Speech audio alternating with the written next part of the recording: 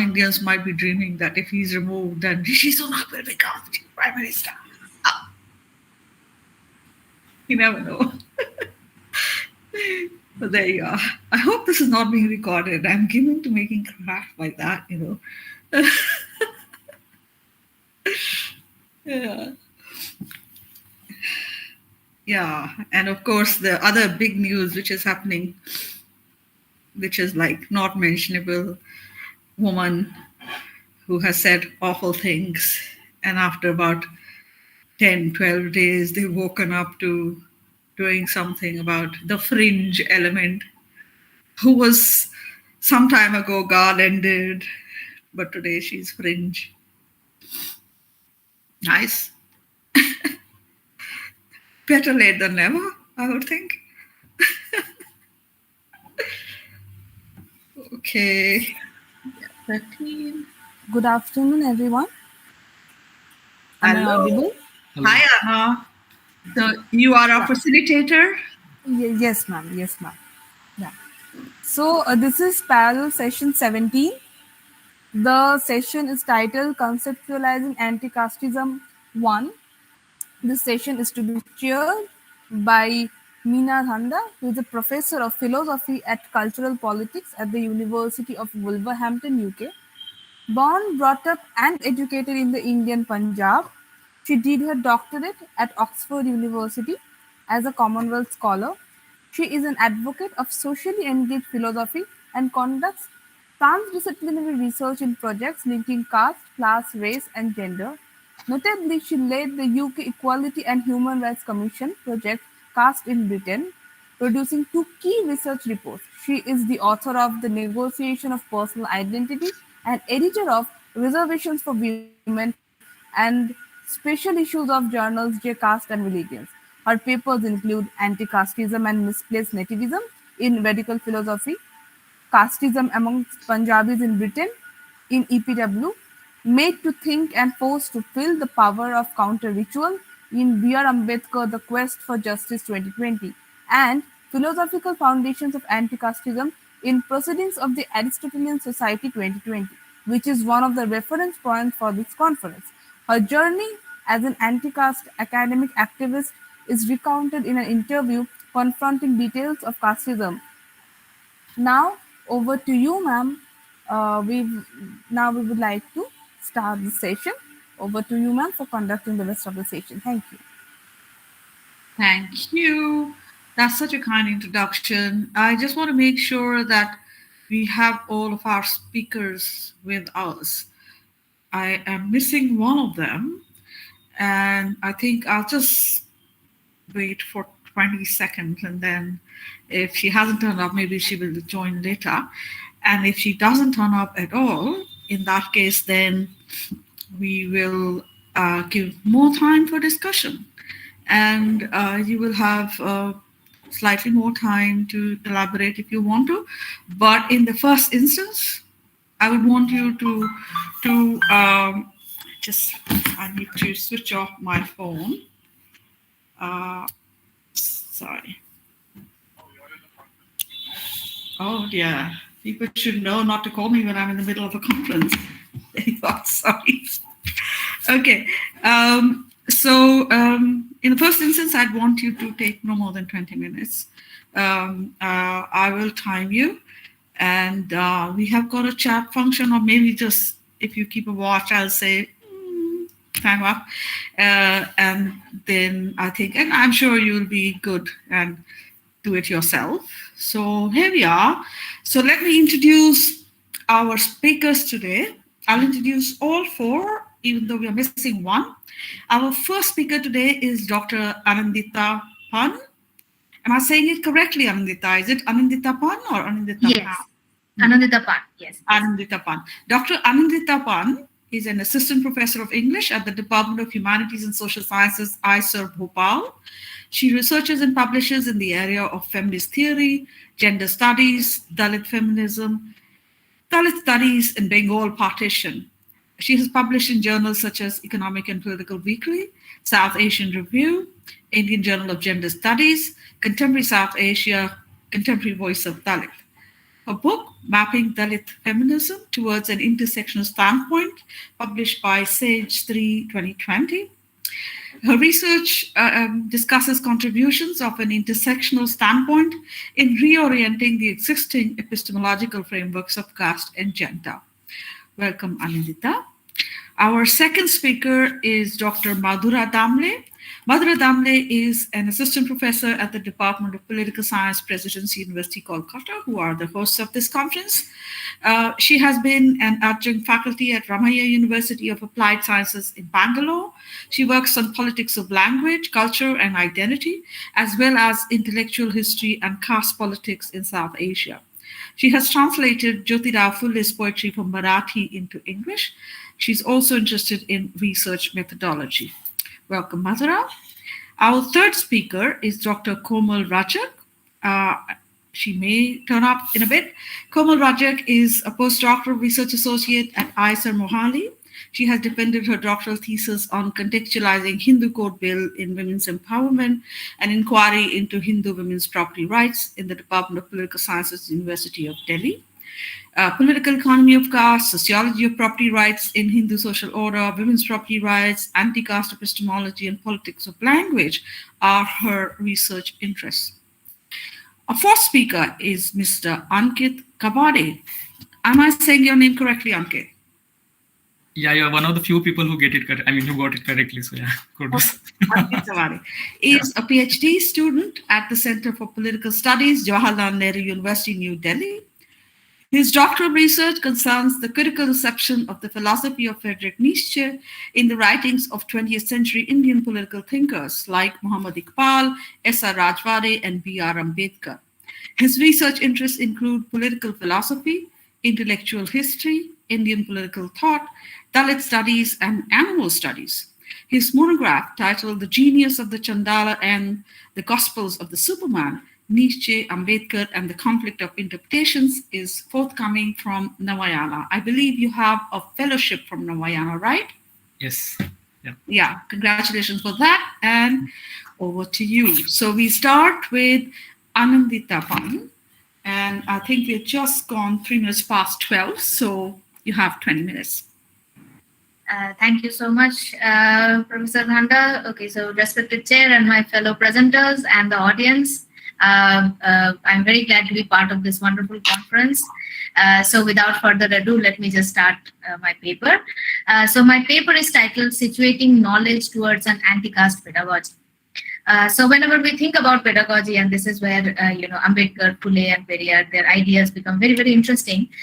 So whether it is the Brahminical control over Vedic knowledge or the colonial of English education as a superior form of knowledge, education inculcates among the oppressed the legitimacy of oppression. The reservation policy in India claims to address caste discrimination by promoting equality, mainly through economic and educational opportunities. Equal opportunities, however, do not often translate into equality. The inherent fallacy in dominant educational methods lies at viewing education as a vessel to impose dominant culture, as opposed to education as a means of empowerment. My query into caste and pedagogy emerges from such lacunae. Education remains one of the most prominent tools used to disseminate dominant ideologies and perpetuate oppression. Now, any discussion on pedagogy needs to begin by situating it within the larger framework of power relations. How to bring the real world into the classroom? How to convert classrooms into spaces for engaged discussions about real life? For this, we need to rephrase education as situated knowledge. A conscious pedagogy needs to combine an inquiry into dominant social practices and pedagogical practices within classrooms. This paper argues that the challenges towards an egalitarian pedagogy emanates from the social identities rooted in caste that travel across the classrooms. By linking education with the nexus of networks of exclusion, this paper aims to offer possible ways to achieve an alternative emancipatory pedagogy. Now, it is important to note that curriculum building in India has been impacted by the realities of colonialism and India's independence from it. Macaulay's policy of creating a new group of the colonized, who are Indian in blood and color, but English in taste, in opinions, in morals, and in intellect, gave birth to building a syllabus introducing English literature to the colonies. So while the colonial curriculum was disjointed from socio-religious and economic realities of India's feudal, patriarchal, and caste-based society, the nationalist models of education promoting unity against the colonizers did not question the internal contradictions and hierarchies produced by caste. The important contrast between anti-colonial and anti-caste discourses towards education lies in their portrayal of a unified national identity by the former and its fracturing by recognizing caste as an intrinsic problem by the latter group. Baburao Bagul explains that exclusionist attitude of nationalist movement as rooted in historical, mythological movement and ancestor worship. The return to the glorious past, as it is predominantly called, as a method to formulate anti-colonial knowledge, strategically erased anti-caste movements that laid bare the fractures within the nation. With reference to pedagogy, casteism served two purposes. Firstly, it instills casteist values and practices as norm. And secondly, it erases the histories of violence on Dalits and opposition by them. So a Dalit critique of knowledge system reveals pedagogies and pedagogical practices in relation to Brahminical canonization. Now, how can this dominance be challenged? How to create a space for alternative pedagogies to emerge? Paulo Freire defines pedagogy or its role as, I quote, an action that constitutes of an authentic praxis wherein its consequences become the object of critical reflection. He adds, within quotes, in this sense, the praxis is the new raison d'etre of the oppressed, and the revolution which inaugurates the historical moment of this raison d'etre is not viable apart from their concomitant conscious involvement. So what this observation reveals is the use of pedagogy as a tool to sensitize the mass of the perspective of the oppressed, thereby creating dialogues about it. The inherent fallacy in dominant educational methods lies at viewing education as a vessel to impose dominant culture as opposed to education as a means of empowerment. This is what Freire terms as narration sickness, a hierarchical system where the teacher is the narrating subject and students are patient listening objects. Freire writes, I quote, narration, with teacher as narrator, leads the students to memorize mechanically the narrated content. Worse yet, it turns them into containers, into receptacles to be filled by the teacher. Education thus becomes an act of depositing, in which the students are the depositories and the teacher is the depositor. Unquote. Freire terms this as banking model. In this model, knowledge is possessed by the teacher and deposited in the heads of the students. Now, since knowledge, according to Freire, emerges only through invention and reinvention, the depositing method of banking model fails to generate true knowledge among students. The practitioners of pedagogy emphasize on teaching methods and the role of teacher in this context. According to Sharmila Rege, I quote, discussing pedagogies requires that we discuss the ways in which power is enmeshed in the discourses and practices of more mundane everyday of the classroom. So as a remedy to the banking model, Freire propounds a dialogue between teachers and students. This method directly contrasts the top-down model of the teacher as depositor and student as depositories, instead opening up spaces for informed discussions and debates. In Freire's view, the project of human liberation must free itself of a circle of certainty within which reality is also imprisoned. One significant aspect of this method is the challenge to token inclusion and emphasis on complete transformation. Significant impact in fact, the idea of narration sickness takes an interesting turn in the Indian context with teacher associated to guru or the god embodied. So the Vedic idea of teacher/guru as Sakshat Paraha Brahma have long canonized the teacher's position as sacrosanct beyond question. In correlation with spiritual sanctity, casteism prevails in the classroom due to the composition of the teachers as well. Jyotirao Phule points out how most teachers usually belong to the upper caste and how they carried their caste practices within the classrooms.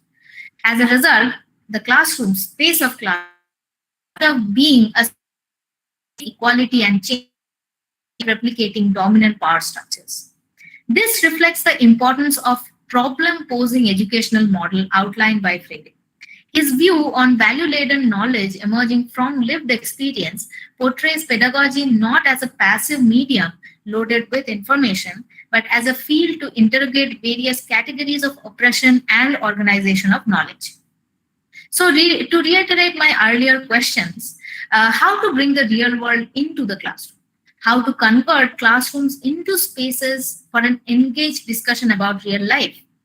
As I mentioned, that a conscious pedagogy needs to combine an inquiry into dominant social practices and pedagogical practices within classrooms. So I would like to quote a brief section by Jyotirao Phule, who wrote in his letter to the Hunter Commission in 1881. Our only reply is that if government took a little less after higher education, which is able to take care of itself, and more towards the education of the masses, there would be no difficulty in training up a body of men every way qualified and perhaps far better in morals and manners. My object in writing the present volume is not only to tell my Shudra brethren how they have been viewed by the Brahmins, but also to open the eyes of the government to the pernicious system of high-class education. So Phule makes a crucial connection between power and knowledge and its perpetuation in colonial educational practices. Appealing for a more inclusive policy on education, Phule demonstrates, Rege observes, how state policy and dominant pedagogical practices are intrinsically linked. Phule also comments at length on education at different levels and highlights how the caste class identities outside the school impact the relation between students and teachers. Since positioning is, I quote Haraway, is the key practice in grounding knowledge organized around the imagery of vision, Haraway elaborates that subjugated standpoints are preferred because they seem to promise more adequate, sustained, objective, transforming accounts of the world. Believing that all knowledge is socially situated, standpoint acknowledges that all experiences are partial. Hence, a way to gain less false account is to begin with the reality of the life experiences of the objects, is to invoke a comparison with the experiences of them. So this perspectival privilege of a Dalit pedagogy emerges from this specific understanding. It is situated within life and has the benefit of providing as Standpoint would call it, a more objective view of the dominant knowledge systems. This perspective, however, and Rege emphasized that it should not go unquestioned. As Haraway cautions, the positioning of the subjugated are not exempt from critical re-examination, decoding, deconstruction, and interpretation. Placing pedagogy in the larger social frameworks enables the oppressed to understand and transform the relation between power and knowledge. Elaborating on the Phule Ambedkarite method of education as an equality-based and consciousness-raising endeavor, Rege highlights the conception of education not only in terms of cultures of learning and teaching, but also dissenting against that which is learned and taught by dominant cultural practices. This entails constituting teachers and students as modern truth seekers and agents of social transformation who seek to become a light unto themselves. Unquote. With a view to transforming pedagogy from a perspective that is conscious of caste, two questions become important. Should we talk about caste or Dalit studies, for that matter, as an independent syllabus? Or should we incorporate Dalit writings within an existing syllabus? At which level should this pedagogy be implemented? Now, I would like to point out that in 2019, it was announced that the NCERT would drop 3 chapters from its Class 9 history textbook. It would erase almost 70 pages from the textbook titled India and the Contemporary World, Part 1. While the reason was to apparently reduce the burden on students, one could see the casteist and sexist intent behind it. One of the 3 chapters eliminated from the history textbook included Clothing, a Social History, which detailed the influence of social movements on clothing, and a section on caste, conflict, and dress change. Another chapter schedule traced the history and the Victorian origins of the sport of cricket, along with its connection to the politics of caste, religion, and community, and the subsequent adoption of the sport by the British colonies. The 3rd chapter focused on the impact of colonialism and capitalism on rural communities and peasants, and the chapter was titled Peasants and Farmers. So these strategic erasures actually mark narration sickness in pedagogy, which we have been talking about with reference to Freire. By erasing the history of caste from an early age, we are also erasing a necessary knowledge about Dalit identity, Dalit resistance, and Dalit assertion. Freire talks about a co-intentional education where the hierarchized format of teaching is removed. The process of a co-intentional education is based on the task of unveiling the reality through a critical lens and thereby recreating that knowledge. There is a need to approach caste in pedagogy as a political mode of inquiry in order to help Dalits find a place in history and culture and shape their future as well. As a counter-hegemonic discipline, Dalit studies, as Yasudasan points out, challenges the objectivity of knowledge and endorses the view that different belief systems and contradictory interpretations are possible. Secondly, it deviates from mainstream Indian sociological practice of dividing Indian history into colonialism. It is for this reason that the inclusion and rereading of major Dalit leaders of the late 19th and early 20th centuries, such as Phule, Ambedkar, Periyar, Savitribai Phule, and so on, in conjunction with contemporary Dalit writers and scholars, have come to form the Dalit studies syllabus. Yasudasan elaborates that the objectives of Dalit studies are to retrieve Dalit traditions and forms of knowledge and subject them to analysis and interpretation, to examine the causes of Dalit backwardness and related issues, to develop Dalit perspective on the past, present, and future of the world, and finally, to formulate Dalit categories and concepts for critical analysis and interpretation. So to conclude, the task of an anti-casteist liberatory pedagogy would be to challenge the existing sovereignization of pedagogy and simultaneously create a new knowledge through the lens of caste. This pedagogy would see history not only from a different perspective, but would also view it as a dynamic process by providing an alternative and transformative method of knowledge. Thank you.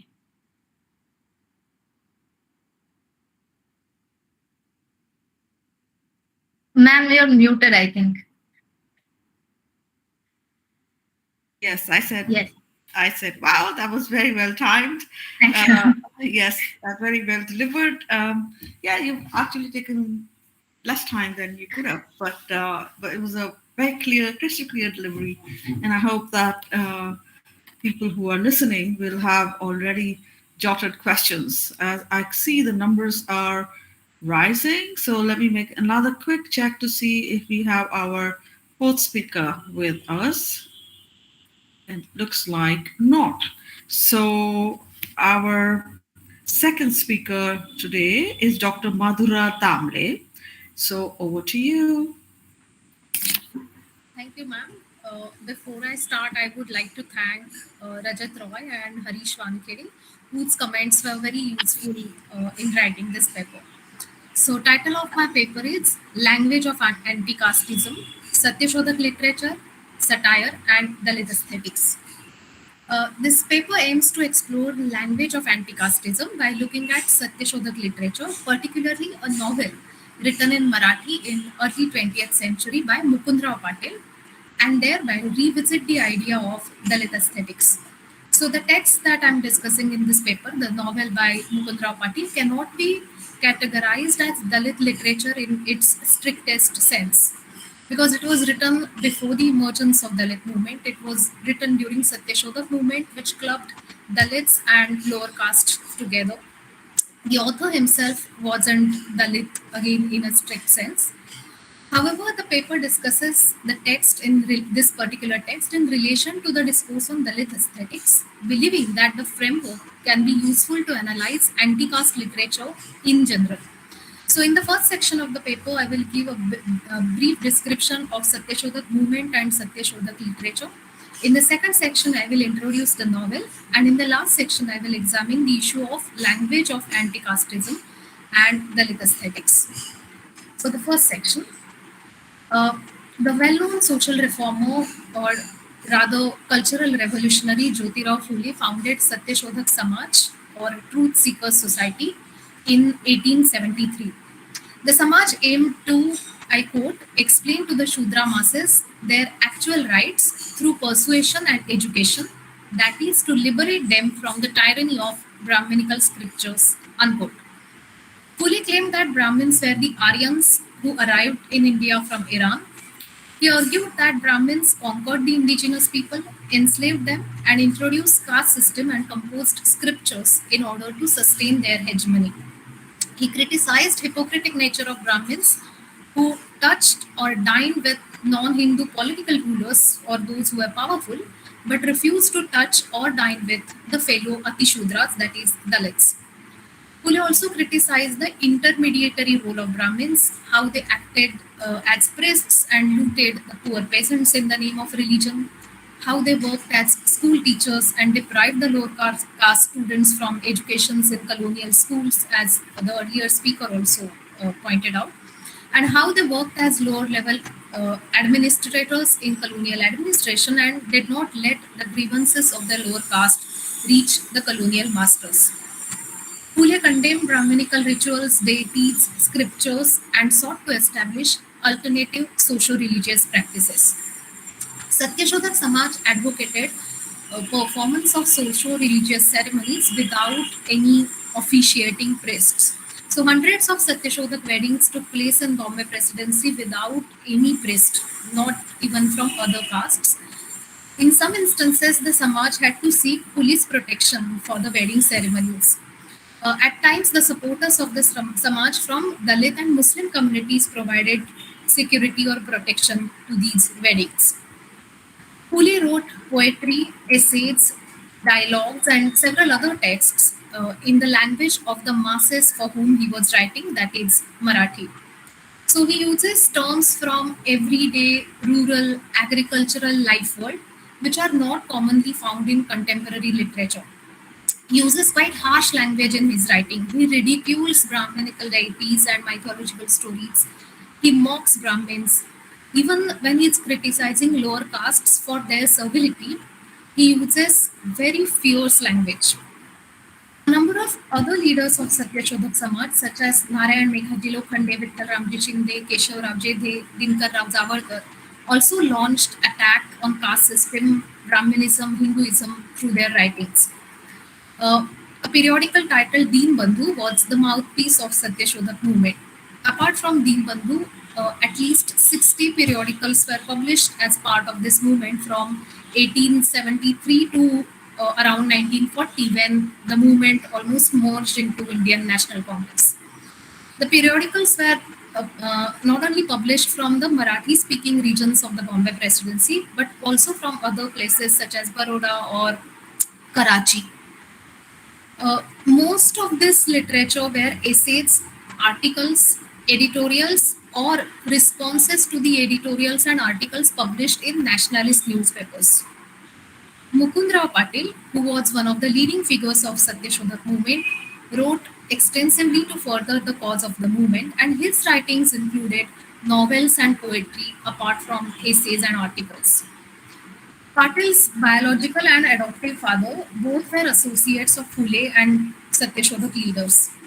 Patil's biological father, Krishnarao Bhalekar, ran a periodical titled Dinamikra, which was revived by Mukundrao Patil, and he ran it throughout his life.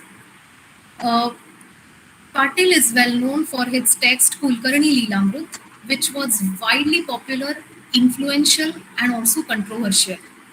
So this Kulkarni Leelamrut was a parody of Leela literature in Brahminical tradition, which describes life stories of deities, their incarnation, or saintly or religious figures.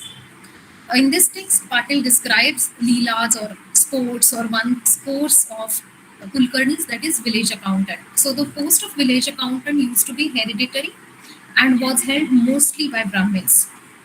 Patil's novel titled Daddashastri Paranne यांचे वैकुंठाहून मर्त्यलोकी पुनरागमन or The Return of the Priest from the Heavens to the Mortal World was serialized in his periodical Dinamitra during 1913 to 15 and was published later as a book in 1927. So the next section of this paper discusses this particular text in detail. The protagonist of this novel, who is called Shastri Paranni, is a Brahmin priest. So this name can be translated into English as something like Mr. Idiot Parasite or Mr. Foolish Parasite. The protagonist, who lived in the city of Pune in pre-colonial period, gets a divine boon at the time of his death because he is apparently very pious and devout. And as per the boon, he reincarnates in his old body 100 years after his death. The time of rebirth seems to be around the time when this novel was written, so maybe in 1930. And 100 years before that, that is in 1830, Pune was the capital city of Peshwa rulers. The Peshwas were Brahmin prime ministers of Maratha kings, but were the de facto rulers. The Peshwa period was a high noon of Brahminism, with all sorts of power, political, economic, social, cultural, religious, concentrated into the hands of Brahmins. The caste and gender norms that governed everyday behavior of people were strictly reinforced during this period. The British defeated Peshwas in 1818. Thus, the protagonist of the novel spends his entire lifetime during the Peshwa period, and when he reincarnates or returns to his favorite city of Pune, it is the colonial regime. It is the modern period. So the priest is perplexed seeing this transformation. He finds it almost impossible to comprehend the modern language, the modern institutions, modern technology, and modern objects. For example, he doesn't understand what a gati is. So gati refers to gate, implying police station. He fails to understand institutions such as home for widows or even tea hotels. He is amazed that the coins in the modern age look perfectly identical, books are printed, and even the mortal men can avail vehicles such as motor cars or bicycles, which are unavailable even in the heavens. He likes machine-made clothes, very fine clothes. He likes biscuits and tea. To summarize, he is jealous of modern man. However, he cannot tolerate loosening of caste and gender norms. So he gets furious when he sees the people from so-called untouchable caste sitting in horse cart, touching high caste persons in a friendly manner, wearing clean clothes and reciting Sanskrit verses. He dislikes the changes in the attire and hairstyling of the women. He loses his mind when he happens to attend a wedding in which a widow gets remarried, and another incident when a female widow doctor examines him. He soon realizes that he cannot cope up with the modern times and thus pleads the god to take him back to the heavens.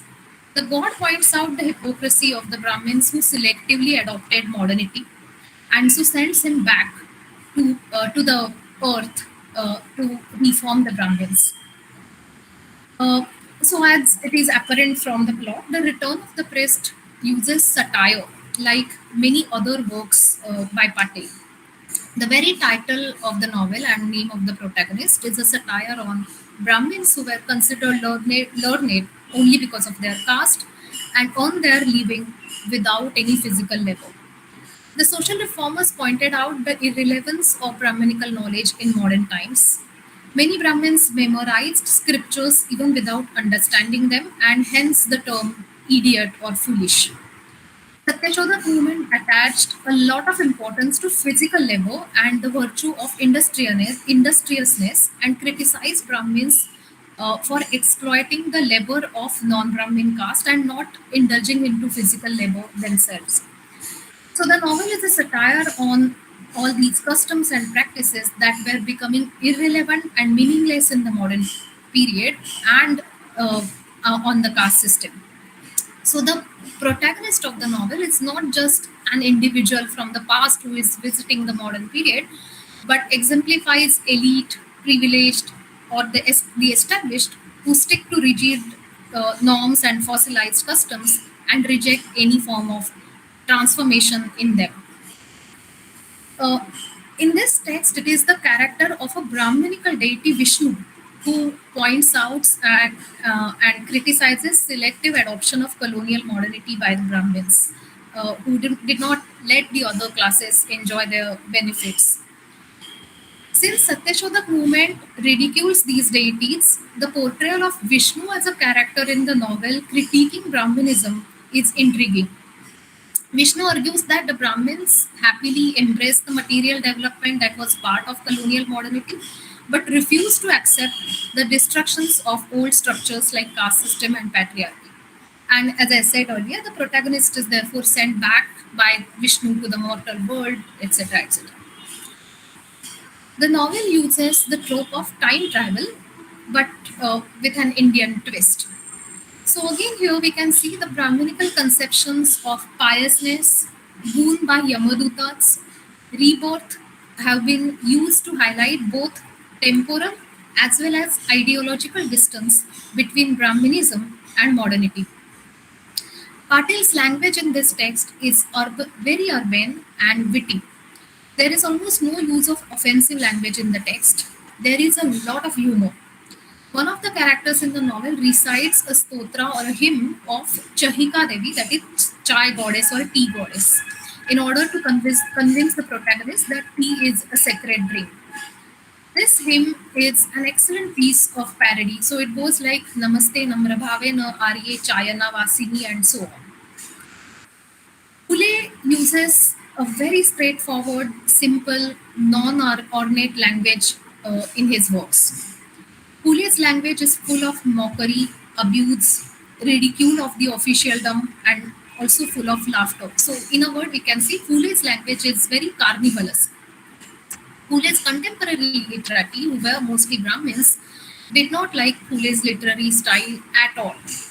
So they not only tried to counter his argument, citing its unhistoricity, but also criticized his non-conformance to literary norms, such as not following meters in accurate manner and his so-called grammatical errors, or what they called as impure language. Patil's language, on the other hand, wasn't particularly disliked by the Brahmin literati. Medieval Marathi literature or poetry is divided into three categories: Santa, Panta, and Tanta. Santa poetry was poetry by saint poets who were part of Bhakti movement. Panta poetry was ornate poetry modeled on classical Sanskrit literature composed by Panta, that is Pandits. And Tanta poetry was poetry by Shahid poets who wrote ballads, either praising historical heroes or erotic songs. While Fule uses forms, genres, and meters used by Saint or Shahir poets, which were part of vernacular traditions, Patil does not mind using the poetic forms used by Pandit traditions. He uses Sanskrit meters such as Shardula Vikridita and a lot of figures of speeches. For example, in a verse, independent verse that Patil writes, which is an imaginary conversation between a priest and Hanuman or Maruti, he uses alliteration, which was a notable feature of Pandit poetry. So the poem goes like re re re re ek bhata mahakatukata re kantaka savata माझा घेऊन बाहुटा देशू पटा तांदूळ डाळी पिठा. So this is typically the way in which Pandit poetry was written. Patil wrote a column called Asura Se Fatke or Rebuke of Whipcord in his periodical. And it seems that people could not bear his critique in this particular column and also in other essays. And so they discontinued the subscription of this periodical, leading to financial losses. The leading Marathi newspaper Kesri, which was edited by Tilak, published two-part editorial running 5 columns of the newspaper to critique Patil's work Kulkarni Leelamrut, but appreciated the literary value of the text. The preface of the third edition of Kulkarni Leelamrut says that several Kulkarnis from at least 4 districts of Bombay Presidency resigned from their posts after the publication of this text, and salaried accountants were appointed by the colonial state after this. So one can conclude that Patil's critique was very fierce, sometimes unwelcome, but sometimes extremely effective so as to actually leading to a direct social change. But his language was acceptable as per the Brahminical literary standards. He uses concepts, meters, literary practices, styles of Brahminical literature to critique Brahminism. This leads us to the third section of this paper, Language of Anticasteism and Dalit Aesthetics. The Dalit literature that emerged in the Marathi language in 1960s, then elsewhere also in other languages, not only portrayed the lives of Dalits for the first time, but also challenged existing literary norms and ideas of morality. Similarly, Dravidian or self-respect movement in Tamil Nadu challenged the ideas of middle-class respectability by employing so-called vulgar words and imageries.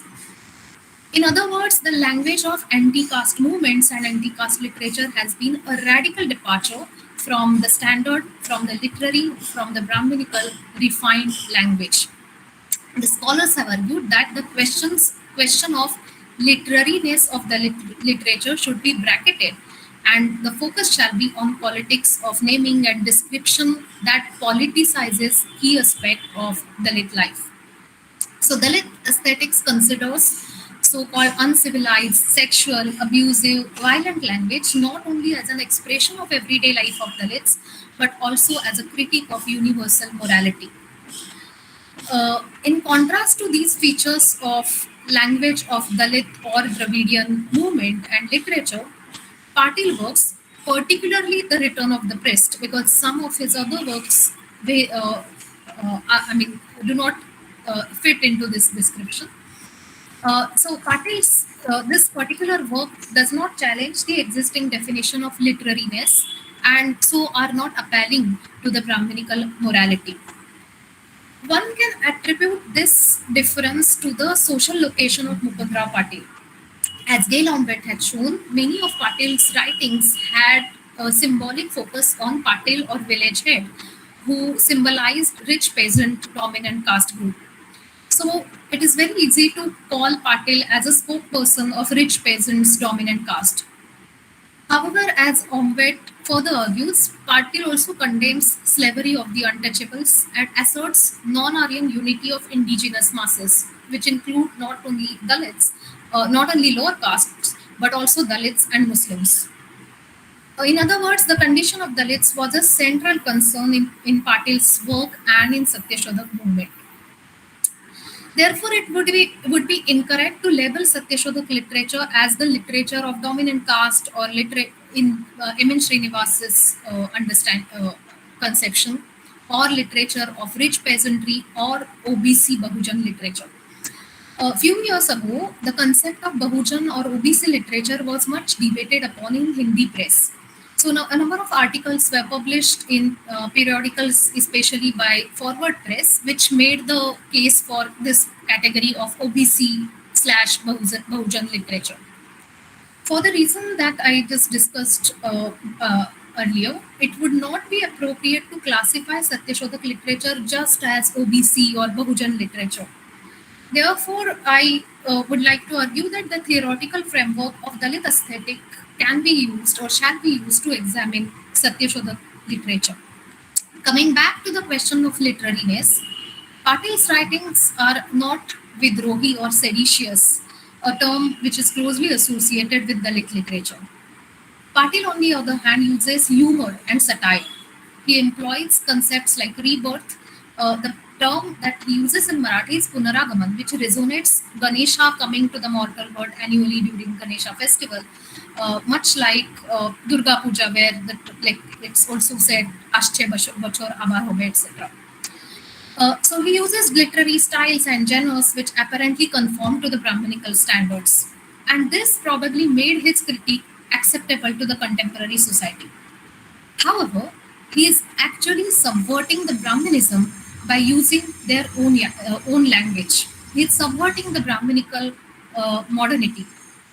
And so, to conclude, I would say that while the significance of the language breaking the existing literary norms cannot be undermined, the Return of the Priest, the novel that I discussed in this paper, shows that satire and humor can also be effectively used in anti-caste literature to subvert Brahminism. That's all. Thank you. That was almost perfectly timed for 20 minutes. Thank you so much, Madhura. And one last check to see if our third speaker is here. Komal, I do not think Komal is here. Can Arna please check our meeting host? Is Komal here?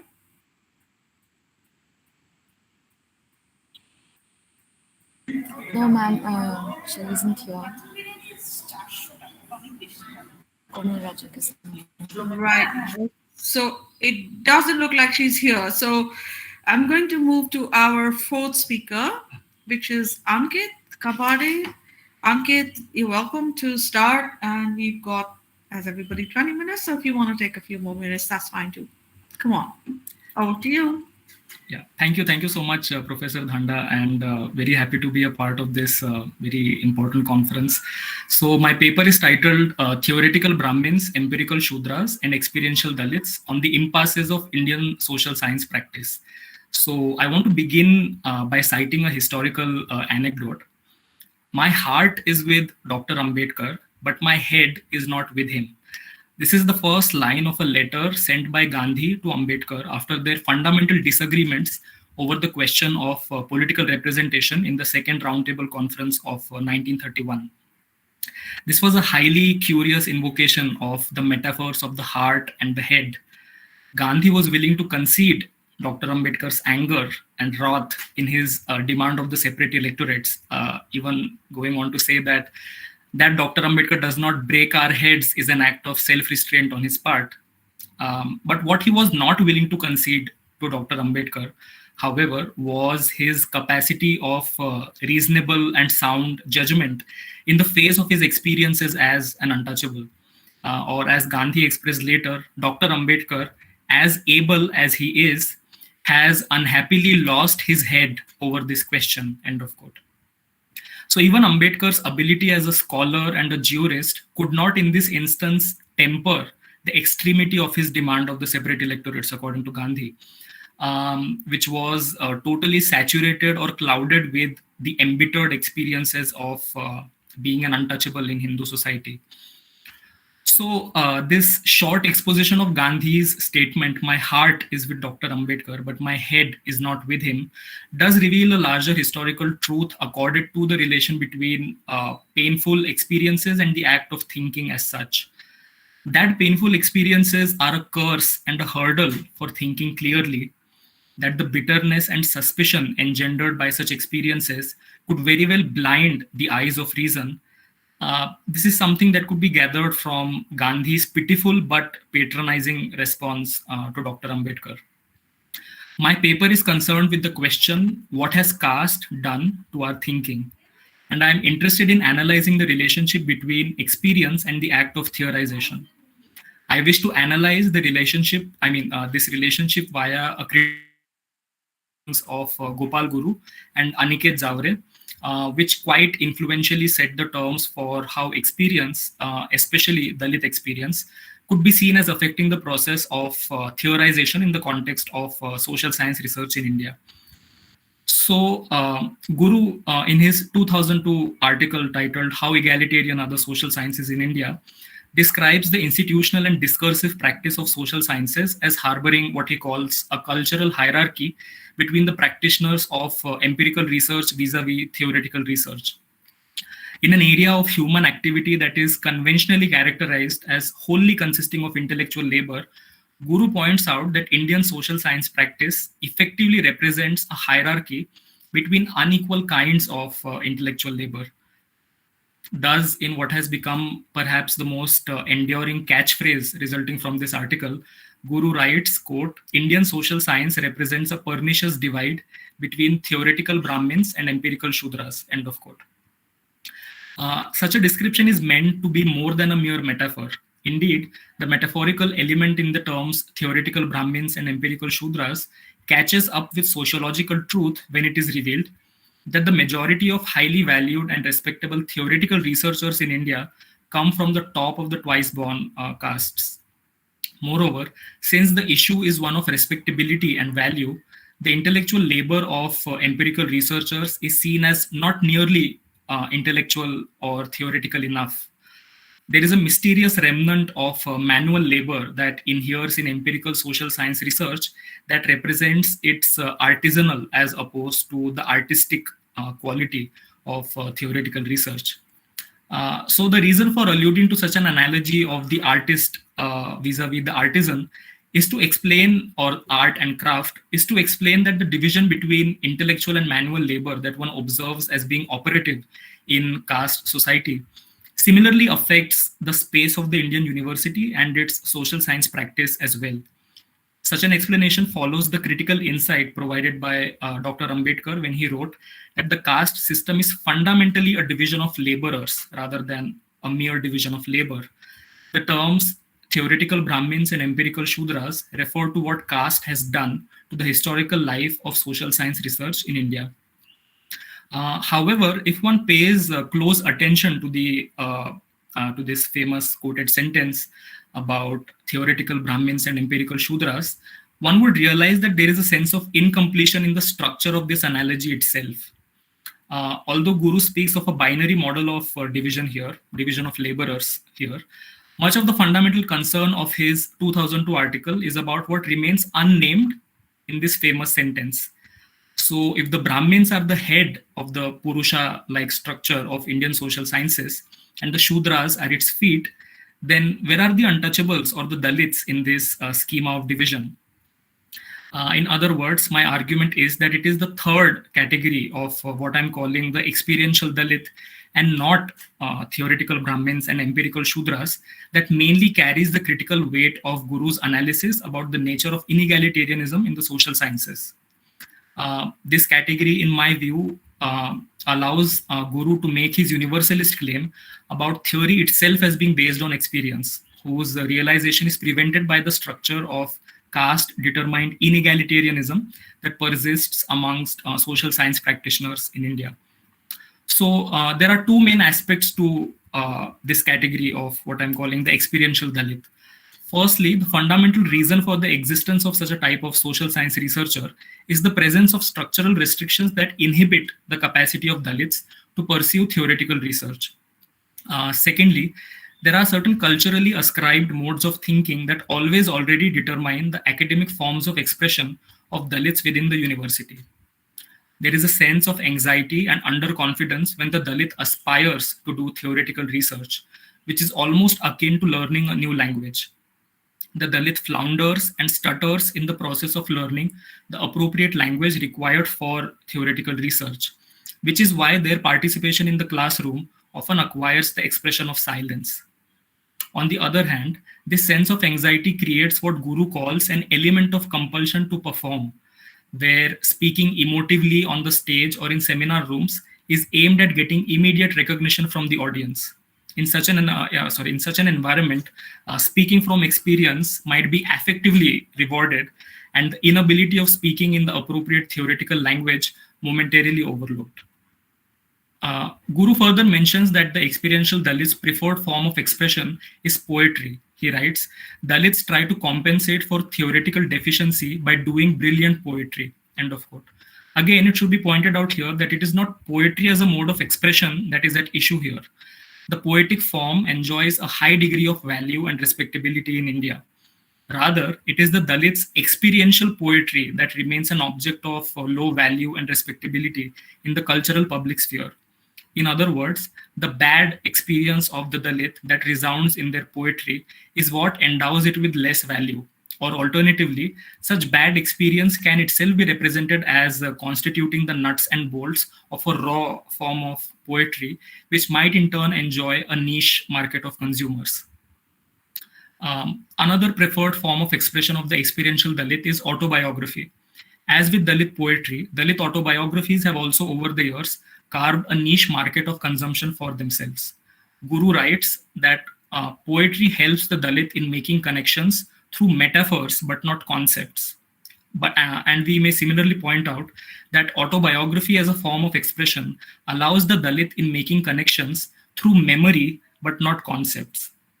The relative lack of Dalits in the avenue of theoretical research is also problematized by Guru through what he calls Dalit epistemological closure. Such a closure occurs in no small part from achieving a sense of gratification from writing brilliant and even award-winning poetry and autobiography.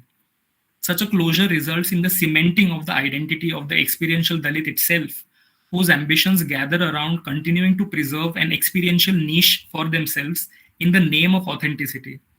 Such a claim over authenticity also serves as a means to lessen the pain or to reduce the pain of being untheoretical. Guru writes, Dalits would argue that their lived experience is rich enough and can stand on its own authentic terms.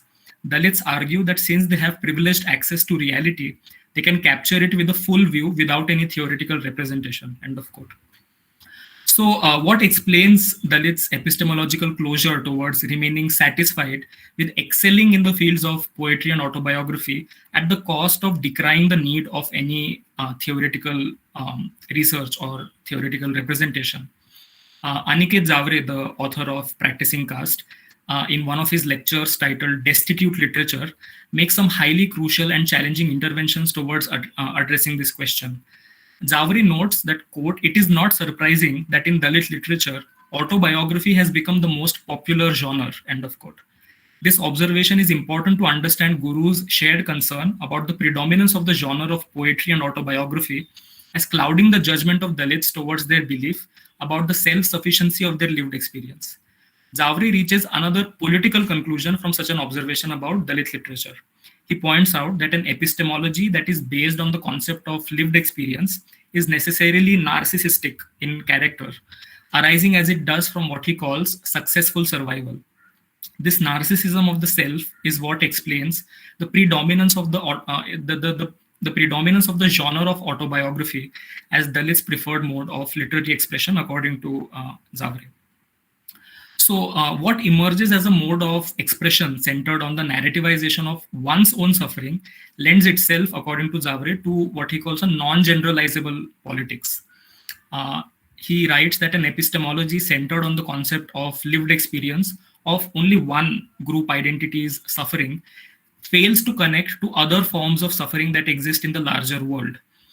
He also makes an ethical plea towards practicing what he calls a politics that works on the suffering of anyone, not just ourselves, but the suffering of other groups who are not within your own historical contextual bounds. Because according to his view, a group identity's experience is not a good or an ethical thing on which to base our emancipatory politics. So Zavre's intervention in this regard constitutes the most trenchant criticism of the concept of experience that is made to carry such a heavy load within contemporary and historical Dalit thought. At the same time, I would like to argue that there are important limitations to Zavre's prognostication about the failure of Dalit politics as emerging from its unrelenting and singular reliance on the notion of experience. Mukta Salve, who was Mahatma Phule and Savitribai Phule's student, in their primary school. So Salve's 1855 essay titled Mang Maharancha Dukha Vishay, or on the sufferings of Mangs and Mahars, in my view, provides immensely crucial insights about how an epistemology, an ethics, and a politics based on the concept of experience is not necessarily condemned to being narcissistic or insular in nature. So I would like to quote one paragraph from Mukta Salve's essay. She writes, "O learned Pandits, fold up your selfish priestcraft, stop the prattle of your hollow wisdom, and listen to what I have to say. When our women give birth to babies, they do not even have a roof over their heads. Oh, how they suffer in the rain and the cold.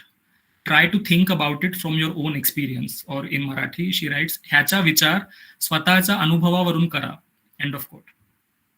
So the universalist and anti-narcissistic move that Zavre attempts via his criticism of the notion of experience reaches its political and ethical limit where suffering itself loses its historically concrete expression as the suffering of, say, Mangs and Mahars in Salve's essay. What exactly is one supposed to communicate for any act of political solidarity to exist when one's politics occurs in the name of anyone's suffering? Following Derrida, one is always tempted to ask who or what is this anyone in whose name we are supposed to practice our politics of suffering.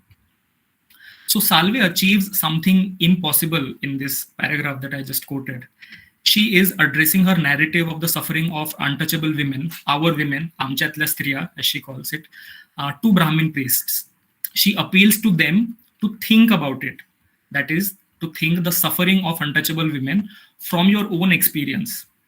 So the difference between Salve's and Zavre's usages of the concept of experience becomes starkly evident here.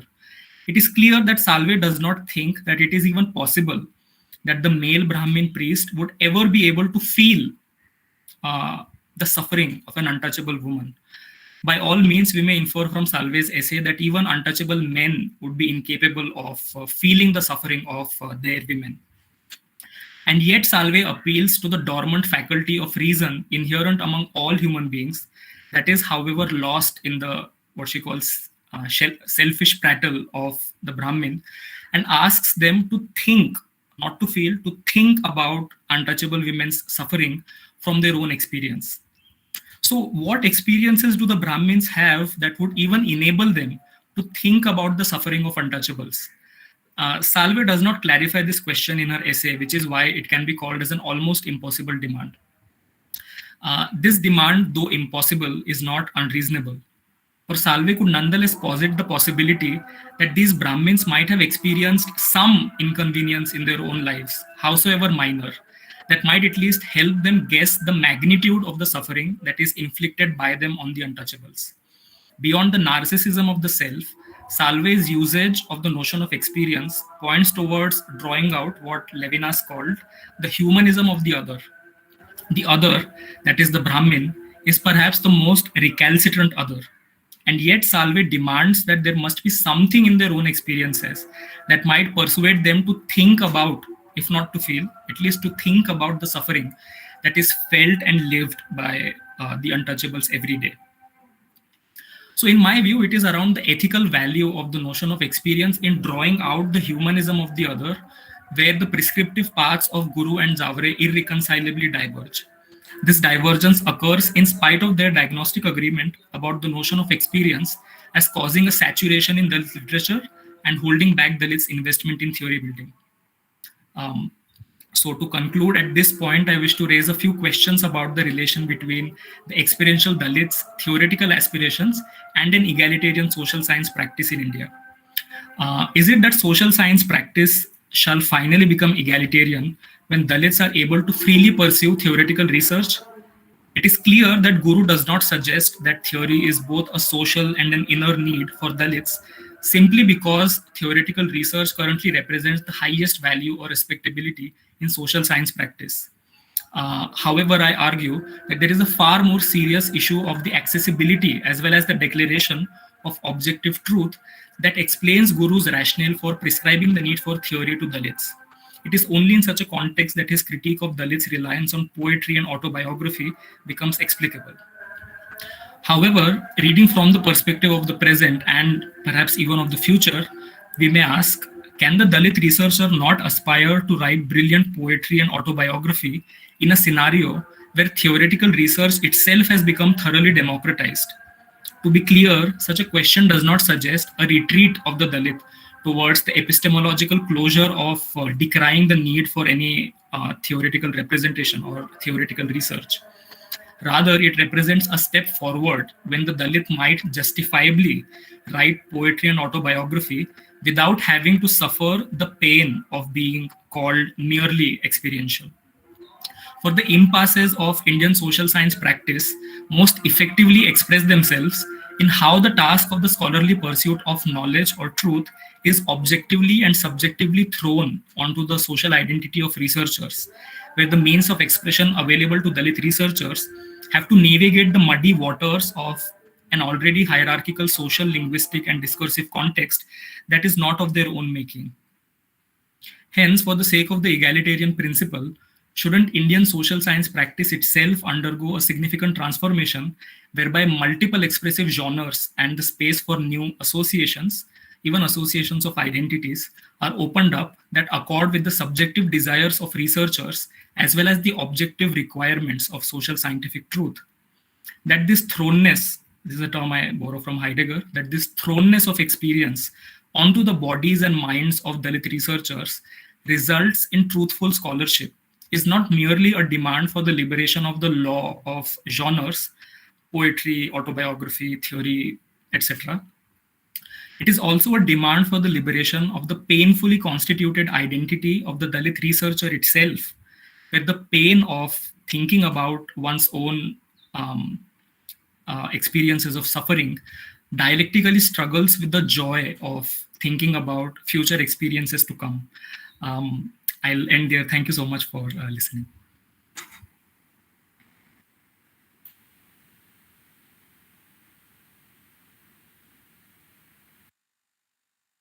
My mic is off. Thank you very much, Ankit. You have completed in time, and although you had more in the paper that you could have gone on to say, but it's still complete. It is complete. So thank you very much. So I don't see any questions yet in the chat box, so I assume they will come. But I just have a few questions for the three of you, but separately on each paper, because they're quite different papers, even though we've got the theme is conceptualizing anti-casteism, but you're not necessarily addressing conceptualizing anti-casteism. So I understand that you present your papers and they have been put together on this label, so not your fault. But I also don't think that it is necessary that you should all be answering to someone agenda. You all got your own research questions and you're answering them. So, okay, so let me start with Anandita's first. Anandita, so your paper relies on making use of Paulo Freire's, right, on pedagogy. And you make, of course, good use of the idea that there is a certain kind of pedagogy which is quite akin to the one that you use narrative sickness to capture, is quite akin to what might be the Brahminical mode of teaching. And so that's good to say that use Freire to criticize that kind of pedagogy. But what I'm not sure that you are doing is that there are two different questions here. So one is the question of what is taught, and the other is how it is taught. So even though you use Freire to talk about how something is taught, when you later on go on to develop the perspective where Dalit pedagogy has to be encouraged, you are focusing more on what is taught. Right. So I think what is missing, and perhaps you could develop now or further in the written paper, more positively, what would be the contents of an alternative Dalit pedagogy? So most of what you've said is about in the perspectival privilege of Dalit pedagogy, which is just an argument for why it must be there. But what exactly is it? What is Dalit pedagogy? That's not very clear to me from your paper.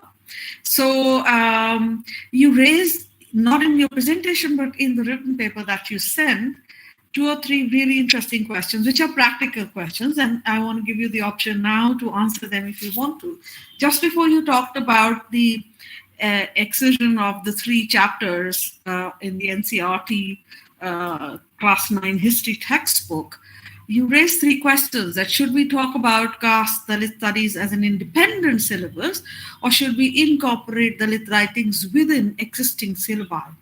And at which level should this pedagogy be implemented? Now, that is a question about pedagogy. It's an important, and I want you to maybe just volunteer an answer now, even though you may not have thought about it as and maybe you're not very sure of what it should be, but I think you should feel confident that we are amongst friends. And so whatever it is that you think should be the possible answer to this, I'd like you to say something about that. So those are my very brief two comments. There's one other which I wanted to know. You mentioned using reggae, that even though we give importance to the privilege of Dalit pedagogy, it must not go unquestioned. So I want to ask you, what aspect of it would you want to question?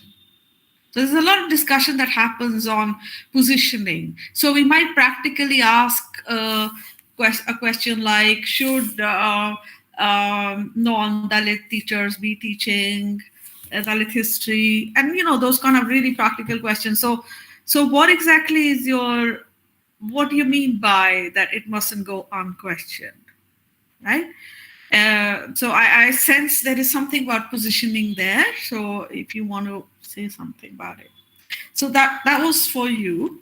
How would you like to, if we have a lot of time, we have 45 minutes. Do you want us to go paper by paper? Do you want me to move on to the next? Yeah, maybe I can answer if it's okay with you and others. Maybe I can just answer, address the question. Yeah, everybody will get enough time. So I would say it'd be more coherent for everyone listening if you now answer, and then I go to the next one, and then we take. And if there are any questions here, there is some question for Mr. Ankit. So when Mr. Ankit is on, you will answer. Okay. So,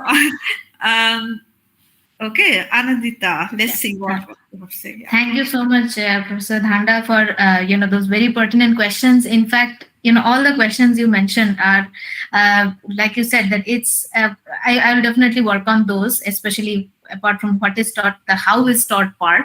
How can we go for an alternative pedagogical model, which is very, very interesting and very, very crucial also. So thank you so much for all your suggestions. I'll definitely incorporate them. Now, to address, the questions, I feel that the three of them are kind of linked to an extent in the form of how an alternative pedagogy can be built, or Dalit pedagogy. So here, as you very rightly said, I'm definitely looking at the idea of positioning. And that's why I briefly mentioned standpoint, which I'll have to develop, of course.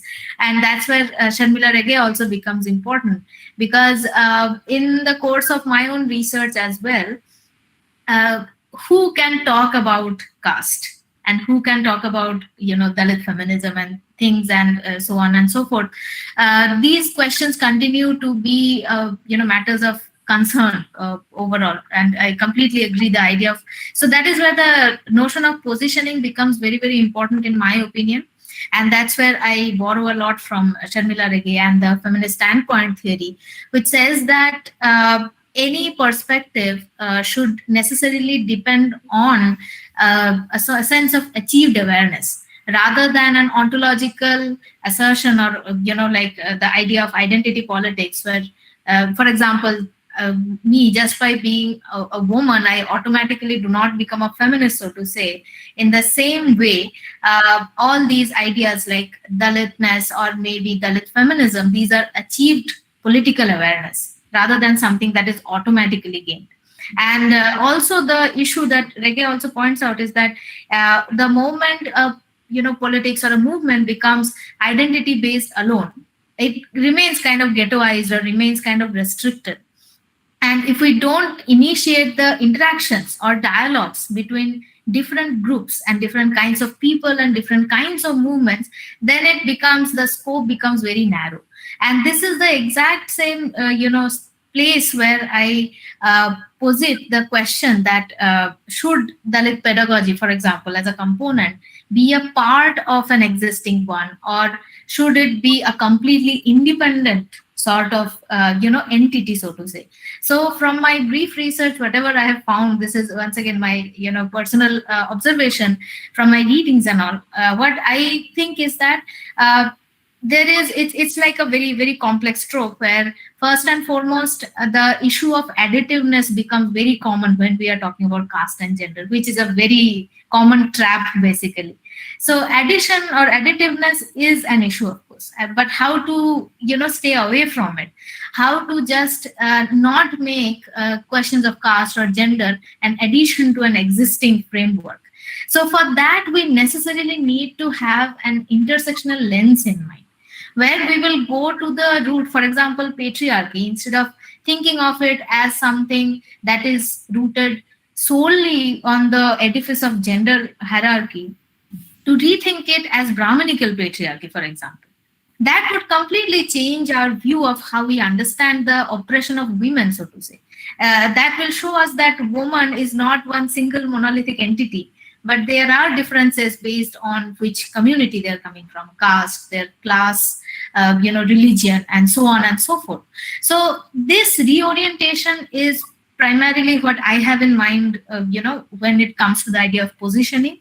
And this is why I feel that whenever we are thinking of maybe, I will have to do more studies, of course, as you very correctly mentioned, building a syllabus, therefore, would have to necessarily go for a complete transformation, in my opinion. It's not just enough to add certain texts so as to say, okay, fine, I am including some text on caste, so I'm done with it. I feel that is not enough. I feel that even the existing history, for example, we need to completely re-look at history from the caste angle, as opposed to the dominant idea, so to say. So this is something that, of course, I'll have to develop in the sense of how it is taught. So this process is very, very interesting, and of course I'd be I'd definitely work on it, and I'd love to get your feedback on how the process of it. So it is in these ways that I'm thinking of working out this question of how. I hope I answered. Yes, You did, Anandita, and I haven't seen other, but I'll just quickly just leave you with something to think about, and you can and it emerges from your response. I am sympathetic to the view that you have suggested about reorientation. It's a much bigger challenge and perhaps harder to implement, given what we've seen. Your own example of NCRT slashing chapters. That's the environment in which we are doing this.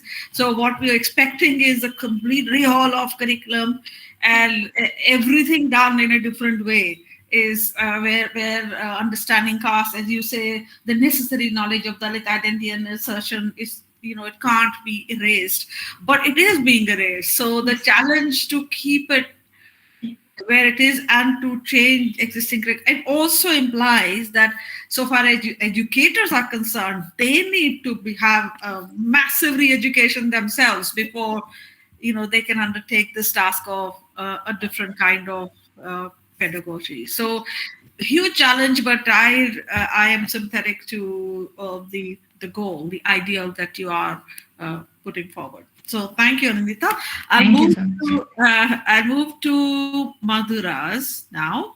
So Madhura, your paper is really quite interesting. I've learned about this is an area that I because of language, I guess. I mean, what you say, I can compare to writings amongst Punjabis, because being a Punjabi, I can see some things that you say applicable equally or from Dalit aesthetics to Punjabi writing.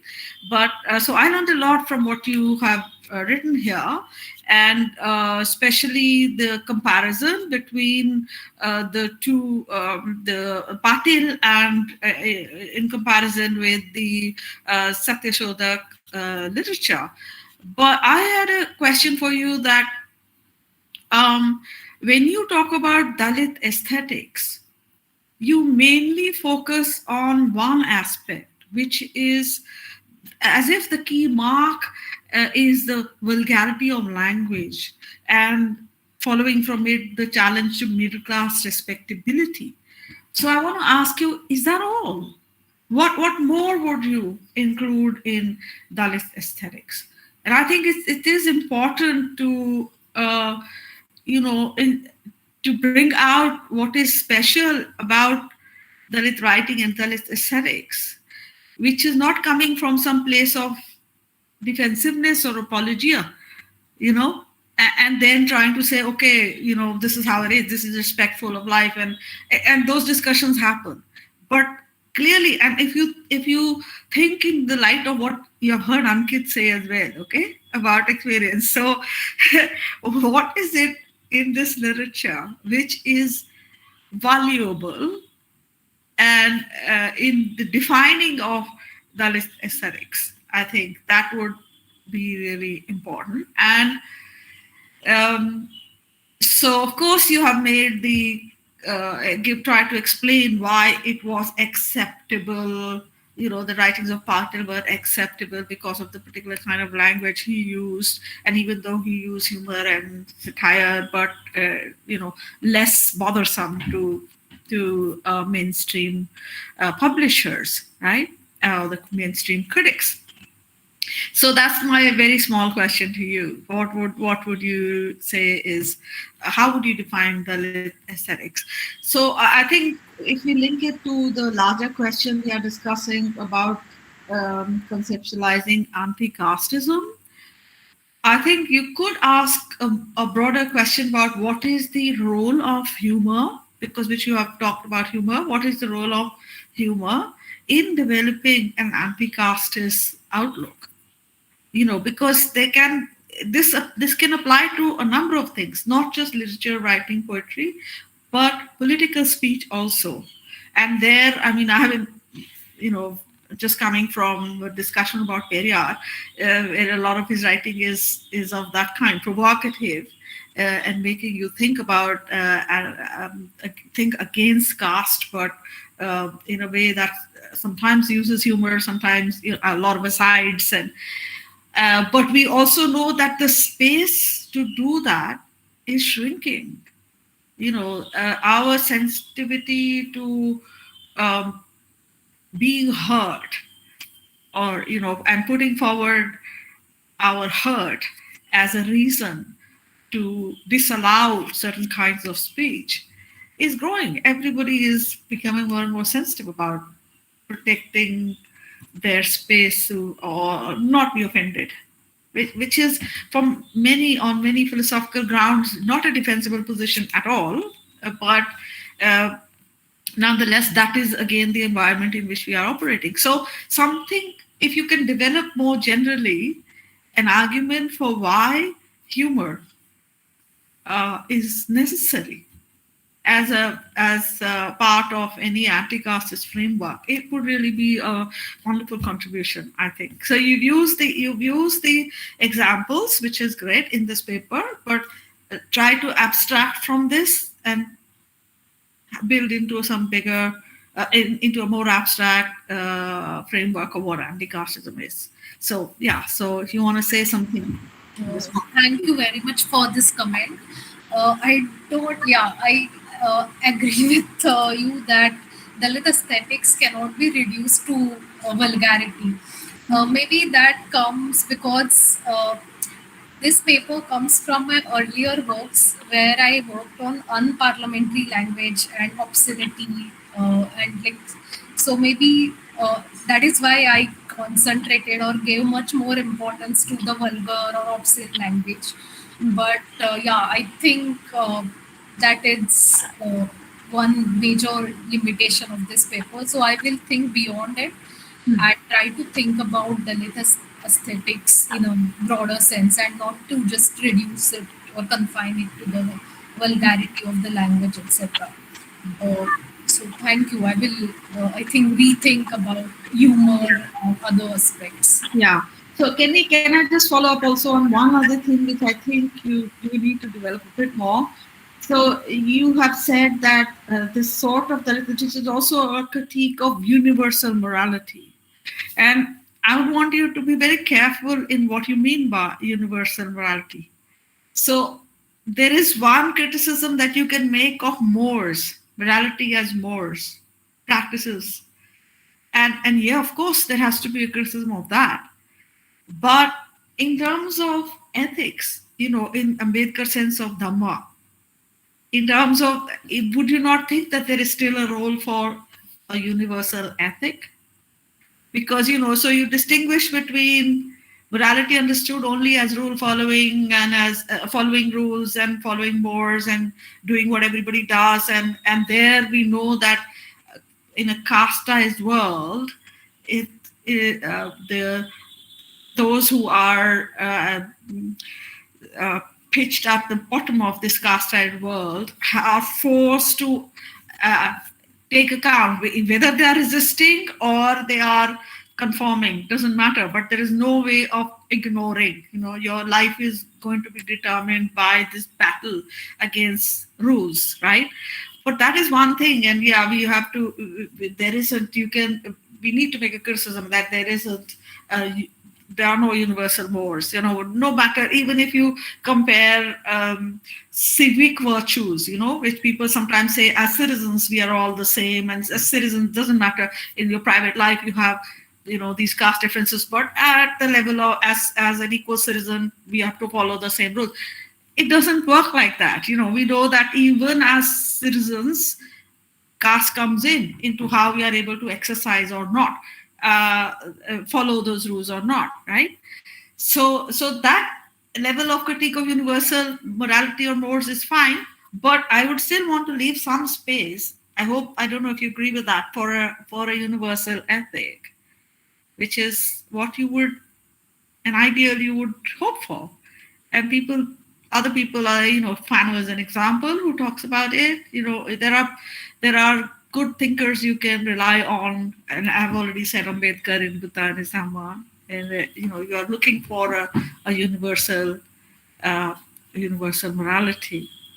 So that, you want to say anything about that? No. Okay. Thank you so much for that. Right. So there are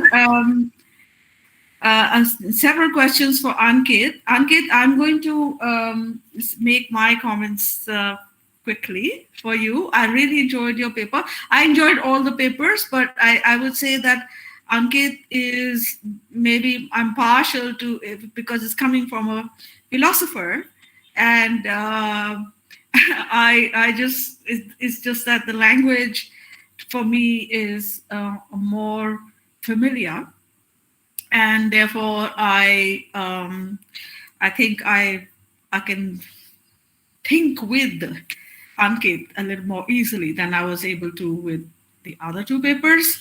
I really don't mean to compare; they're very different papers. So, Ankit, my question to you, one is just a little bit of a polemical question. When you are discussing empirical research is valued and respected less than theoretical research in the structure of the university, I wonder what you think about now, as in the present context, there is a concerted attack on the humanities everywhere. And it is becoming harder and harder in universities to do any theoretical work, philosophical work.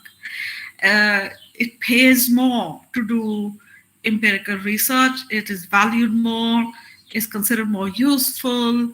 And this is a worldwide phenomenon. It's not just to do with the particular regime in India.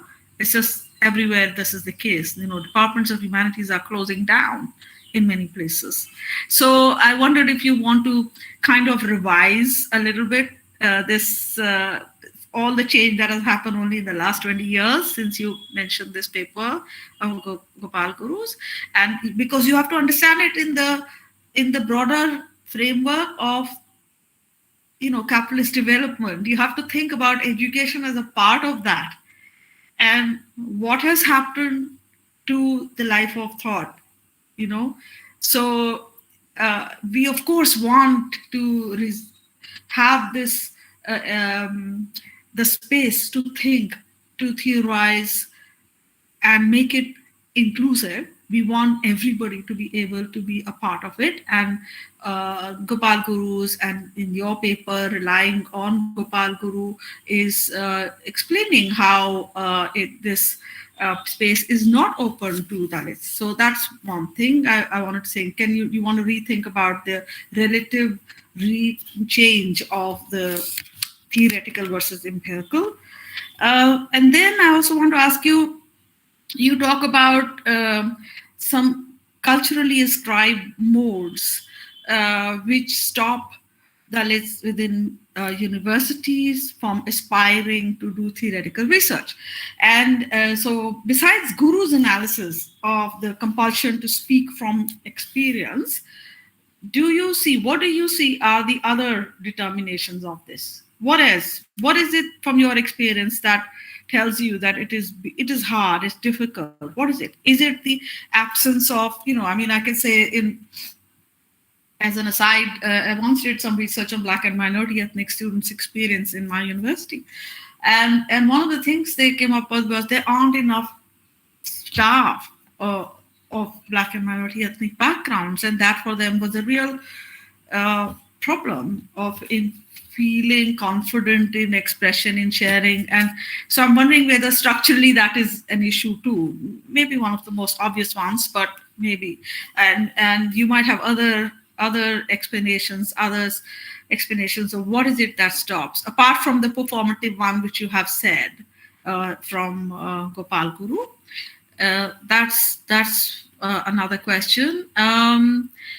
And I think I agree very, very much with your use of Salve to criticize Zawari's claims that talking about experience and own suffering is somehow stopping you from making connections with others. And here I would suggest to you that this example immediately struck me, that this example very beautifully illustrates a concept that Iris Young has called asymmetric reciprocity. I don't know if you are familiar with that in her work. And I think Salve is this thing about, how wanting to connect with and appealing to asking the Brahmin to, maybe you might be able to think, from something from your experience. I think theoretically the idea of asymmetric reciprocity, which, as you would know, is also grows from Derrida's idea of the gift and a lot of other things. So I wondered if you want to also talk. So there are many other questions for you. Do you want me to read them to you now, because we have 15 minutes to go? And if you want to take everything, or do you want to respond to me first and then I will? Yeah, I'd like to take everything, all questions together, I think. Okay, so you agree with the suggestions I've made, and yeah? I'll respond to your comments and suggestions as well in the. Okay. Yeah. So do you want me to read all the questions and then you will answer, or do you want me to say something about the questions that I have asked you? I guess it would be better if I respond to you first and then the questions, but in an overall response. Okay. Yeah. So should I read the question? Yeah. Yes. Okay. Yes. Okay.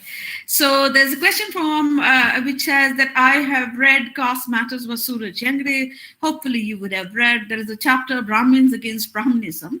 Your paper titled Theoretical Brahmins. How can you relate both? Do you believe that Brahmins can go against Brahminism? That's one. And the same person asks, are Brahmins come out of Brahmin orthodoxy and accept egalitarian outlook? I haven't quite followed that. And there is one other person who has asked two questions.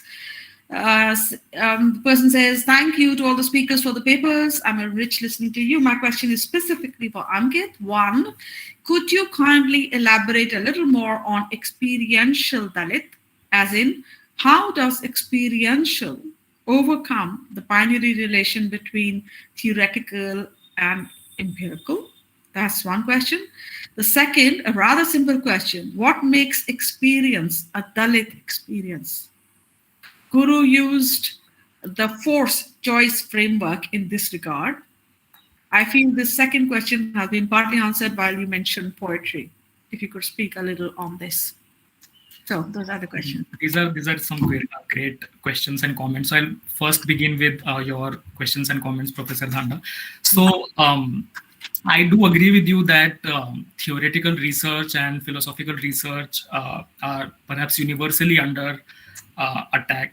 And there is a slight qualification there insofar as the theoretical paradigms that also inform empirical research, if they are, critical enough and perhaps even radical enough, then even such forms of empirical research which sort of goes against the status quo, I mean, that is something that we witness in India very, very clearly. So even those forms of empirical research will be, disallowed if their overall framework is radical and whatever against the status quo. But I do agree with you, like philosophical research is very much under attack everywhere.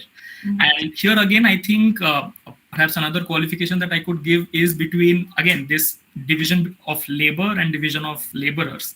So yes, there is a division between theory and empirics. But on the other hand, there is also this division between upper caste researchers, Savarna researchers, and Dalit researchers, and perhaps even Muslim researchers.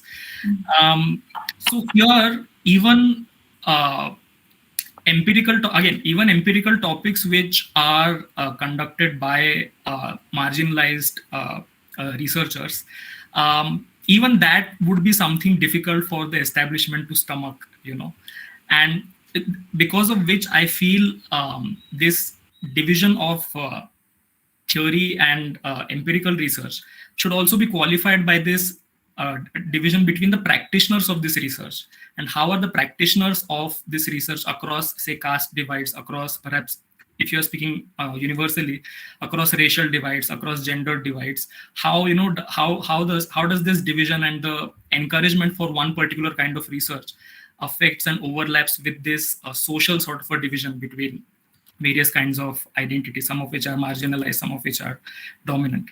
The second question that you asked is again very, very crucial. What other modes of expression are ascribed for Dalits? And you also asked if I can speak from my own experience, and I would like to speak from my own experience here, because a lot of the paper also was coming from this incident that I had witnessed when I was a undergraduate student in Pune.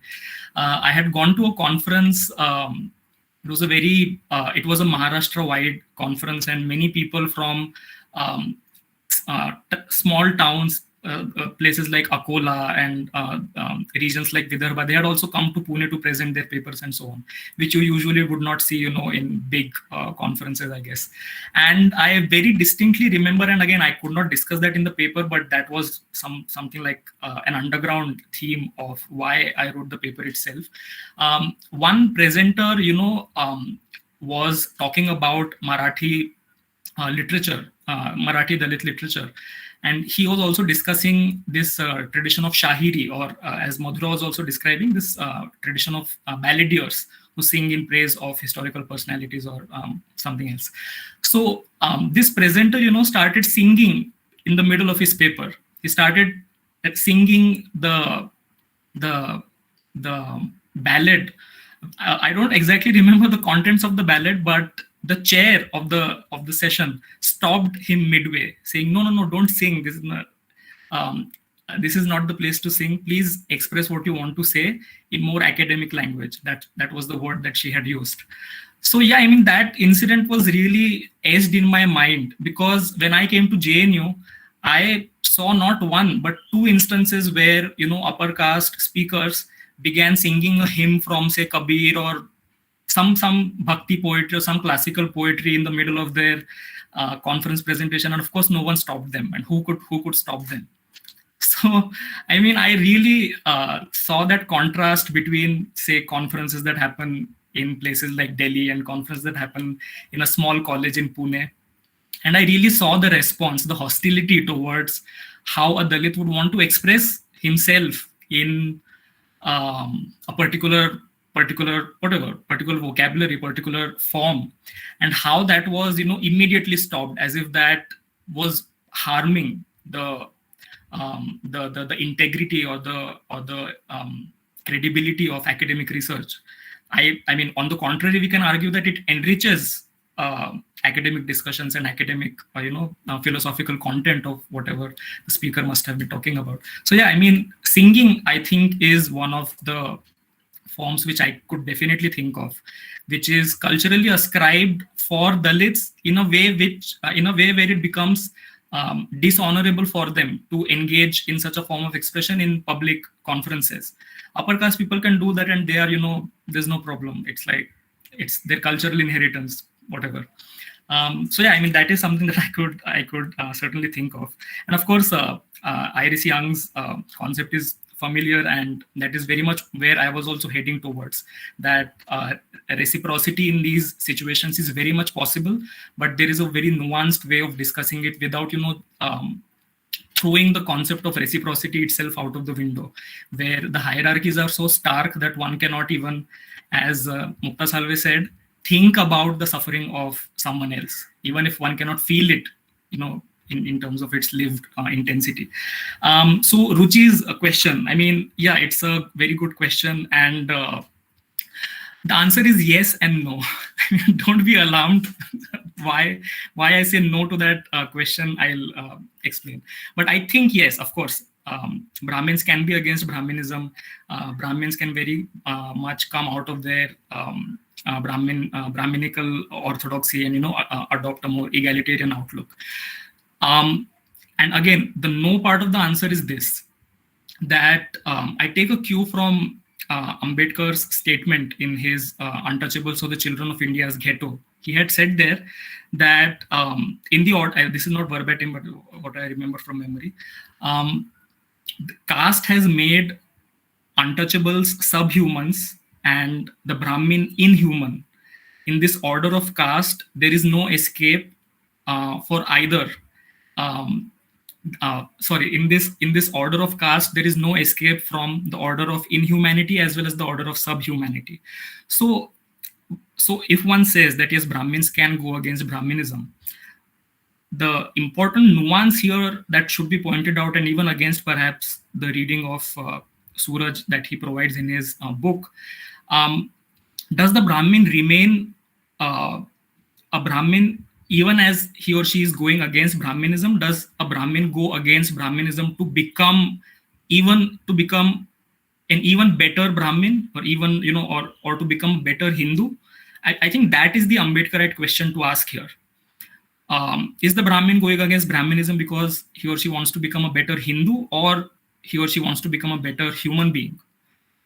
That is the no part. So even as a Brahmin is going against Brahminism, the thrownness of Brahmin identity on the Brahmin person itself, if it is not brought to question, then this resistance against Brahminism does not prove to be very fruitful, in my opinion. So I hope I have answered convincingly. And yes, to Rajat's questions, thank you so much. I mean, these are such good questions. What is the experiential Dalit, and does it overcome the binary relation between theoretical and empirical, whatever, ascriptions? I think not.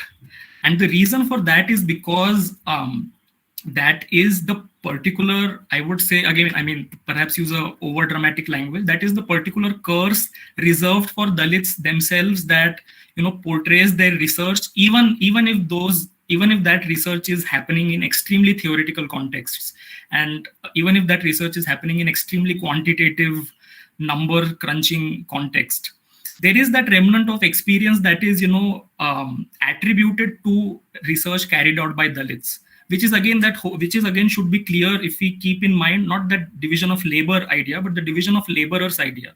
So what is it that the concept of experience, or the notion of lived experience, how is it that it becomes, how is it that it sticks to the body of the Dalit, and how is it that it sticks to the research produced by Dalits?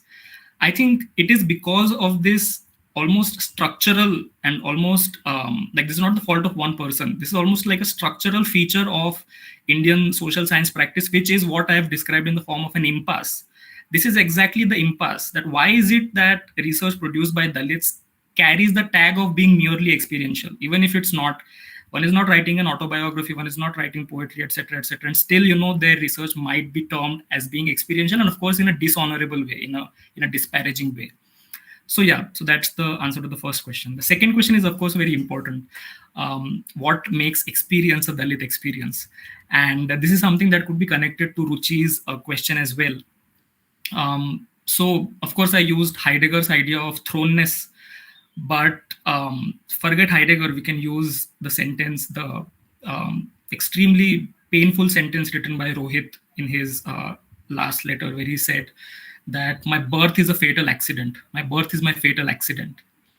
So what kind of fatal experiences or on whose bodies are these fatal experiences thrown in our society? I think if we answer this question, then we'll get the answer to what is a Dalit experience. Because again, if one refers to Ruchi's, if I can refer to Ruchi's question, can a Brahmin say that my birth is my fatal accident?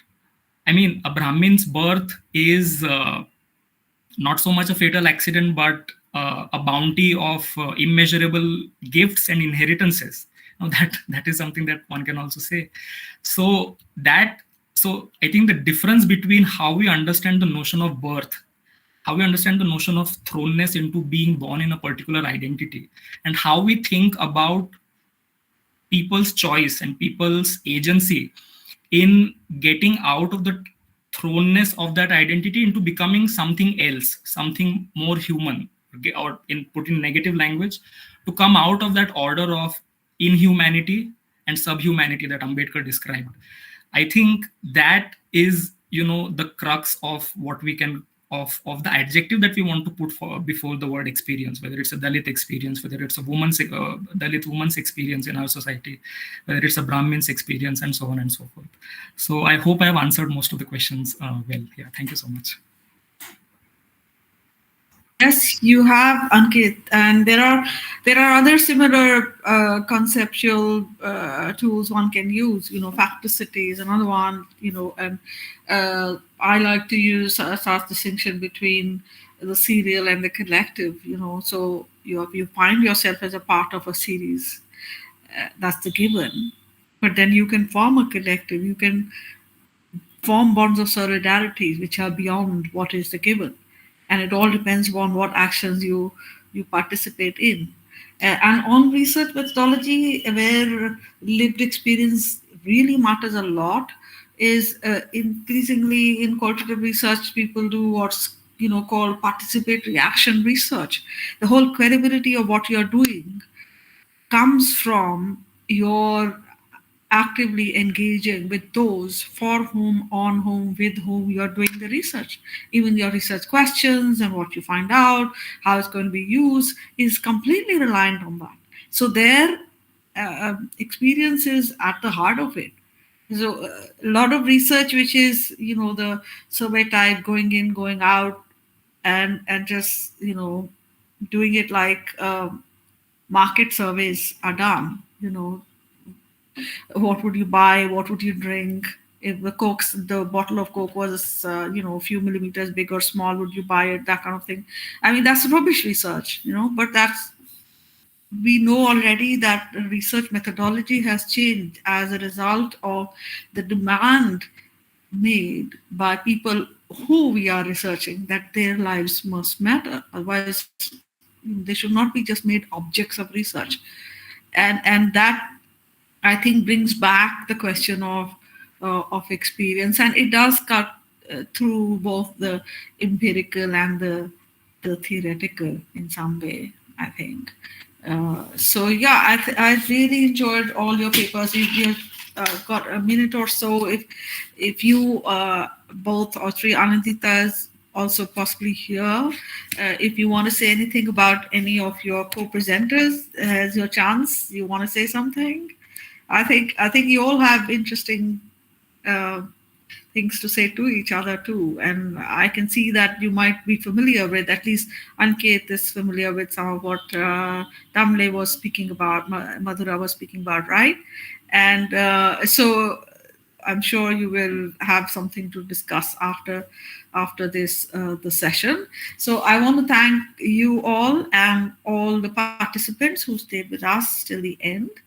And good luck with developing your papers. I hope that you find a home to publish them, and that they will turn out to be thought-provoking pieces. And this conference would have resulted in giving you the opportunity to discipline your thought. That's what I think the conference is supposed to do. We always write, but here you have the opportunity to discuss, and there's a time frame. And just as a teacher, I'm saying, don't lose the momentum. Go away and try to now work on this, okay, in the next few days, before you forget what you said in response to things. Of course, all of this will be recorded and you'll be able to listen to it again, but your best ideas will emerge.